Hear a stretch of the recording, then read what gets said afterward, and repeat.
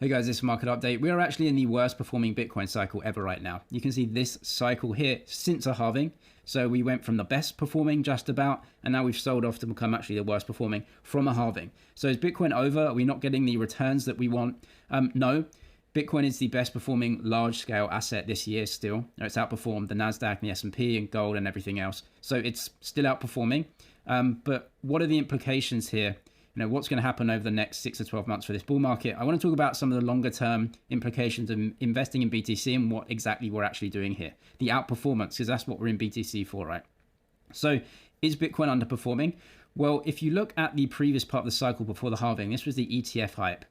And we actually recovered a lot and had a very good performance from that. So we had a big drawdown, but that was very, very short in the time horizon there from, the FTX thing was the last bit of that capitulation. And then we really did well. You see the delta here between this cycle and previous? It was very large and then it closed up. So big outperformance and early outperformance there. Maybe just some consolidation and sell off here. If you think about what's happening in the world, we've got a big election in the States coming up. And it seems to be that, crypto policy is a very important part of that.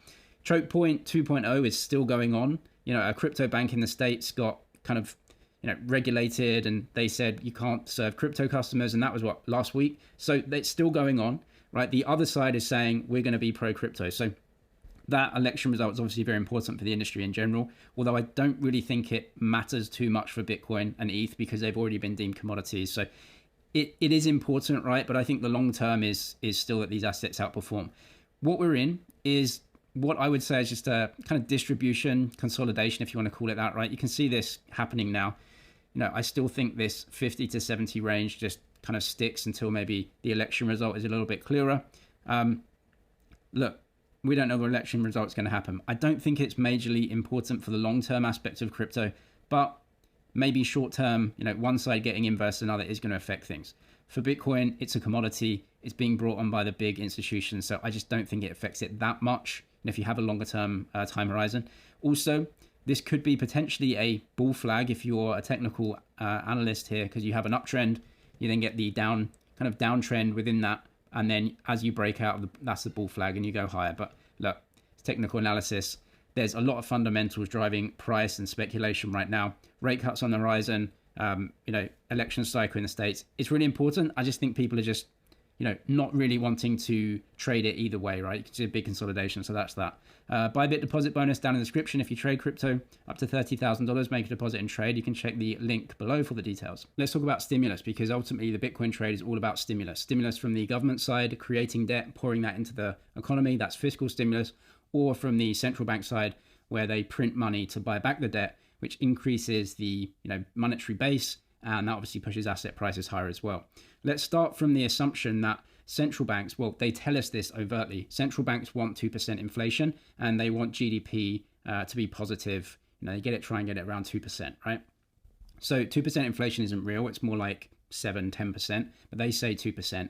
In any case, they want to make sure that GDP is positive around 2%. The reason being is that if GDP goes negative, the fiat currency system collapses. Because if GDP goes negative, that's when you get disinflation in prices. And if you get disinflation in prices, that means houses go down, stocks in Bitcoin go down, wages go down as well, groceries go down. If your groceries get cheaper, your wages have to follow to keep your purchasing power parity, right? And so if the GDP goes negative, everything collapses and the fiat currency system can't pay for its debts. Remember, the US has 35 trillion in debts, a lot of debt around the world. So the only way the fiat currency system doesn't collapse is if GDP remains positive and inflation continues.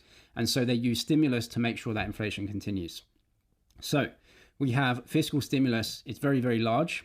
Right now in the States, you can see the fiscal deficit, huge, multiple trillions. It's like 2.5 trillion for this year, or it will be. So big fiscal stimulus. Why?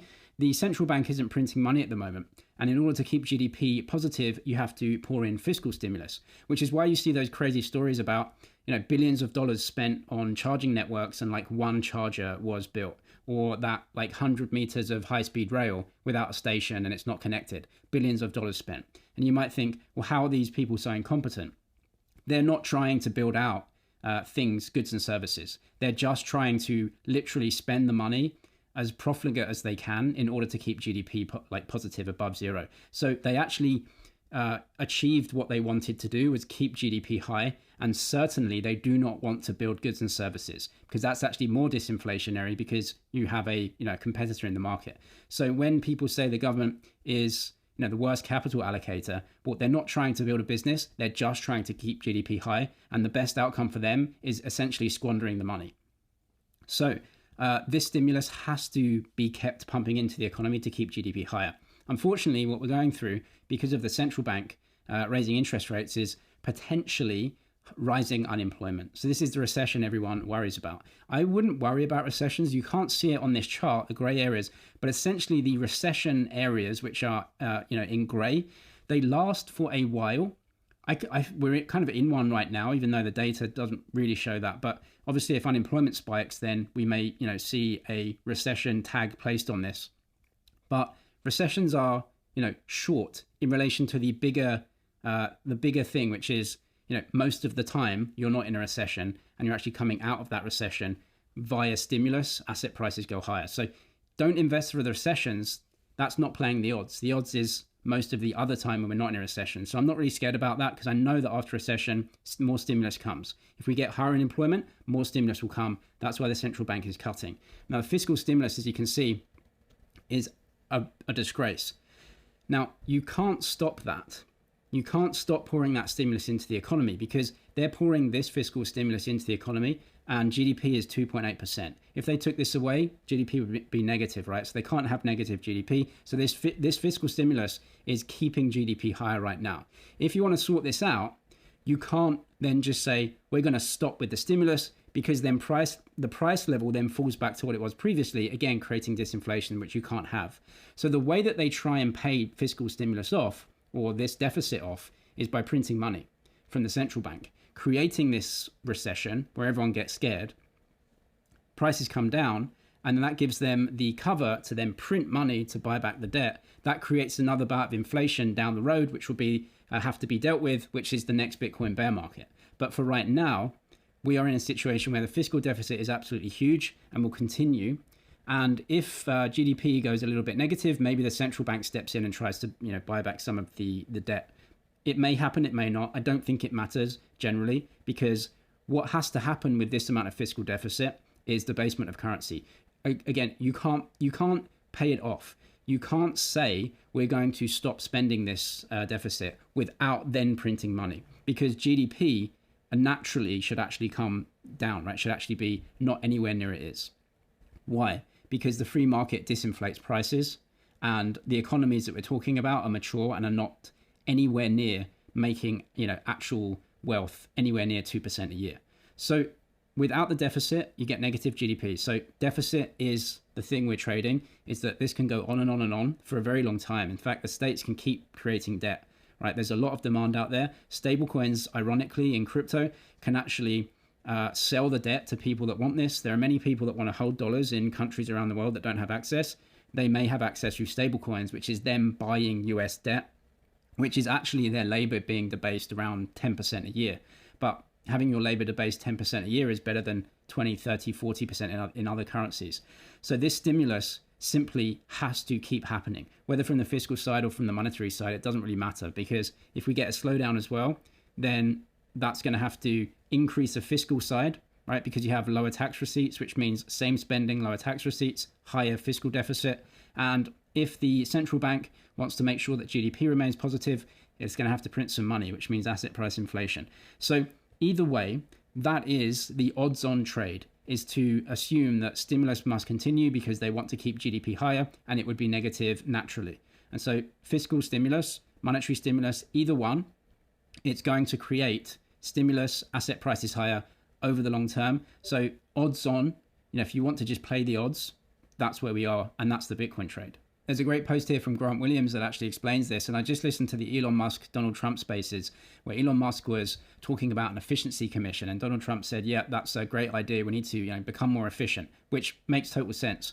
But what I'm saying is that if the government becomes more efficient and sorts out the fiscal side, what you actually get is disinflation, because the free market, we all every day wake up and we never do anything that's less efficient than what we're doing now, right? We never do anything that would be more energy in and less energy out, right? The free market every single day tries to create solutions to problems. And the problem is that we want to put less energy in and get more energy out, right? And so the free market actually is a disinflationary force where you're inventing things where we can get more for less. That's actually disinflationary, right? It's disinflationary to prices. And so that is complete contrast to the fiat currency system, which is a debt-based system, which cannot exist when prices fall, because the debt that you took out previously, as the price level falls, actually gets more expensive. And with $35 trillion in debt on the US side, trillions more dollars elsewhere, you can't have prices fall. So the free market is actually pulling disinflation. And on the government side, they actually have to debase the currency to make sure that it doesn't disinflate. Otherwise, all the debt that was previously taken out becomes unpayable. So you have this dichotomy here where entrepreneurs who say to themselves, efficiency commissions, more invention, it's disinflationary. What they don't get, obviously, because they're not saying it, is that the more effort they put into disinflating prices, the more stimulus that is necessary. And so Bitcoin is the stimulus trade because it's a neutral currency that can actually price in disinflation, because you can buy a house for 1 Bitcoin and maybe wait 10 years, you have the same amount of Bitcoin, maybe that house costs 0.5 Bitcoin or 0.1 Bitcoin. You can price in that disinflation because it's an asset that you can hold. Whereas the debt-based system always requires inflation to make the previous debt cheaper, because otherwise you can't pay it off. You can see central banks have worked this out, although they've tried to keep it a secret. The natural state of the economy is to generate deflation. This is better known as productivity growth. This is what the free market does, right? The problem is that if that happens, the debt becomes unpayable. So you have to create stimulus on the fiscal side to make sure GDP doesn't go down. And when you get these drawdowns, because remember, if GDP goes negative, they tell us we're in a recession. We're not in a recession. It's just a free market doing its natural thing, which is to disinflate prices to make us wealthier. But they say it's a recession. So what they do is they print money. They print money to buy back the debt. The whole entire world economy is based on debt, of course. And so if you have debt, you don't want disinflation. You want inflation. You want to take out a big leverage loan on your house, and then you want inflation to make the debt that you took out cheaper over time. If you hold an asset, you can actually wait for the free market to disinflate prices. This is it. The more people try to disinflate prices, like Elon Musk doing great with his companies and saying he wants an efficiency commission, ironically, the more stimulus would be necessary. That creates currency debasement. That's going to play into the hands of Bitcoin holders, in my opinion. And of course, his companies and other tech stocks who can demonetize labor faster than the stimulus that's required to keep GDP slightly above zero. When looking at investment returns, what we really need to do is adjust them for currency debasement, because the purchasing power of the investments that you have means something, right? So what you really need to do is look out the purchasing power parity of your investments in a strong currency. Now, the dollar is what you need to buy everything in. So let's have a look at that. This is a stock 600 in Europe. So we're going to actually value this in euros. And as you can see, since 2019, the thing is up around 48%, right? So over 5 or so years, it's up 48%. You think, well, we've done okay, right?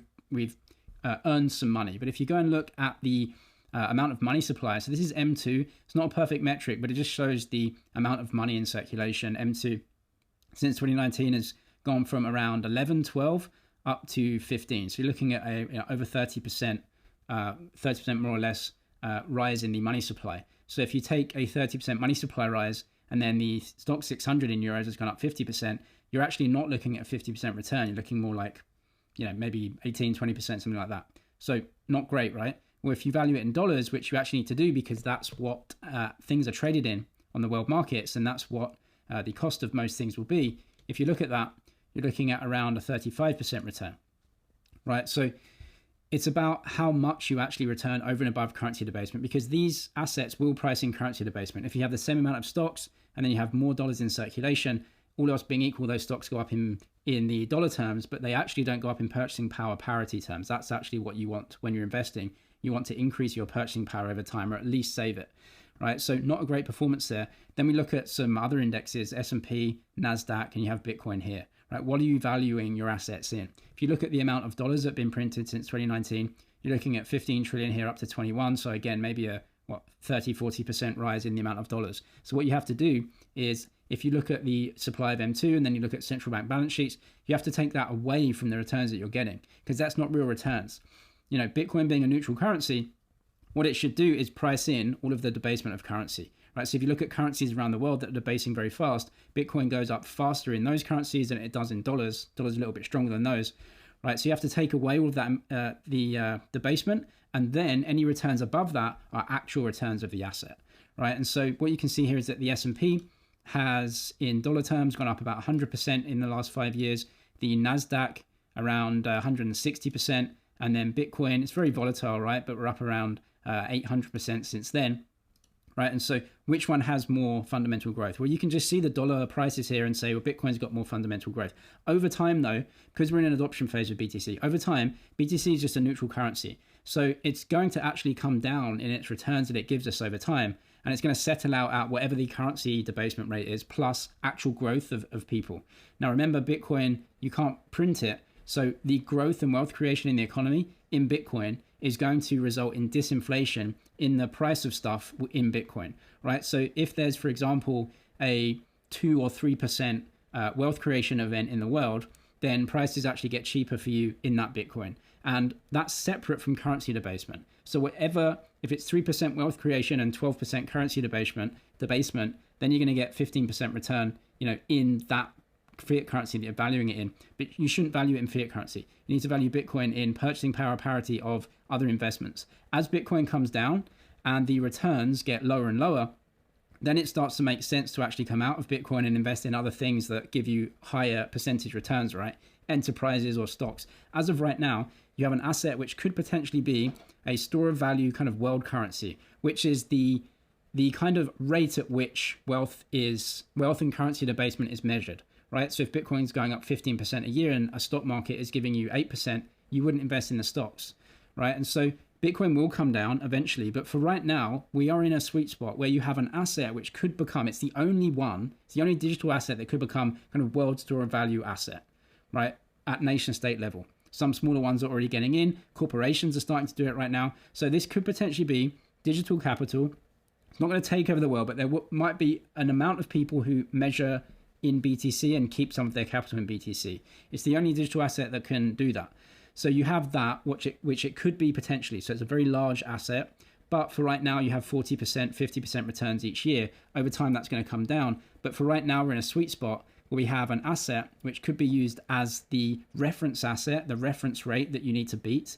But for right now, you're in it, getting in at 50% returns a year. Valued in dollars, if you look at valued in other stock market indices that you do want to invest in, like the NASDAQ and the S&P, it's outperforming those over time. Very volatile, yes. So currency debasement is real, but also outperformance is real. It's both of those that makes investment returns. So currency debasement, Bitcoin's going to protect against that, as well as the NASDAQ and the S&P. But also it has this outperformance right now, which it won't have forever. So that's the situation that we're in with BTC. Stimulus is going to carry on, in my opinion. So you need to protect against that. And you have a digital asset which you can hold, and that is also performing outsized returns right now versus the other assets. Worrying about the Bitcoin price then in dollars or other fiat currencies seems kind of irrelevant to me. You just need to look at the Bitcoin price valued in other things that you'd have your money in, right? It's a savings tool. So you're looking at the NASDAQ or the S&P or some other stock indices. But the great thing about BTC is that BTC is actually a currency itself, which means that it can sit above everything else, right? And so you don't have to worry about investing in the Venezuelan stock market in their currency or the European stock market in their currency, which is, you know, performing terribly versus the dollar. The dollar's performing terribly versus BTC because it must be debased. And so what you're in essentially is a large worldwide financial index right in the period where it's monetizing. And so that's why this is the trade of our generation. If you do trade, check out Bybit, deposit bonus down there. Crypto investor course linked below as well. 300 videos on getting set up with crypto. I'm James, Manzi G. Cheers for watching, and I'll see you in the next one.